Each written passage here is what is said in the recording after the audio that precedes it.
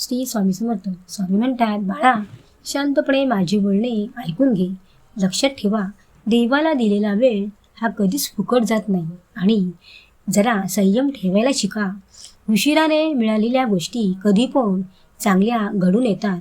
स्वामी म्हणतात, बाळानो, जीवनात चांगली वेळ घाम गाळल्याशिवाय कधीच येत नाही. मेहनत करावी लागते, त्रास सहन करावा लागतो. वेळ ही कधीच वाईट नसते. बाळानो, तुम्ही त्या वेळेचा उपयोग करीतच नाही. अरे, माणसाने एक क्षण जरी वेळेचा दुरुपयोग केला तरी त्याचे खूप नुकसान होते.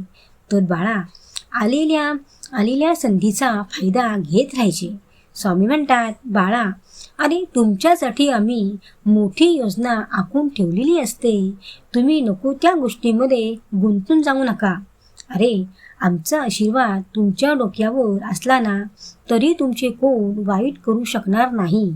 आणि बाळा, लक्षात ठेवा, संकट आले म्हणून घाबरून पळवाट काढू नका. कारण गुरु प्रत्येक संकटातून भक्ताला व्यवस्थित बाहेर काढतो. बाळानो, माझ्यावर विश्वास ठेवा. तुमचा विश्वास ढळू देऊ नका.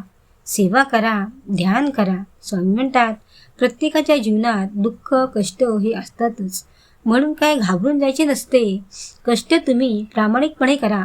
आणि बाळा, जोपर्यंत तू आमचा हात धरलास तोपर्यंत तुला घाबरण्याचे काहीच कारण नाही. बाळा, एकटे उभे राहण्याची अंगात हिंमत ठेवा. हे जग आहे ना, ते ज्ञान देत राहते, पण साथ मात्र कोणीच देत नाही. पण तू चिंता करू नकोस. ज्यांचे कोणीच नसते ना, त्यांचे आम्ही असतो आधार द्यायला. आणि बाळा, एखाद्याने तुम्हाला वाईट म्हटले तर मनाला लावून घेऊ नका. अरे, आम्ही सर्व काही पाहत असतो. आमच्या भक्तांचे रात्रंदिवस आम्ही रक्षण करतो. आमच्या भक्तांना आम्ही एकही इजा होऊ देत नसतो. स्वामी म्हणतात, बाळा, जेव्हा तू एकटा असशील ना, कधी पण तू मला मनाने विश्वासाने हाक मार, मी येईन धावत. घाबरू नकोस. श्री स्वामी समर्थ.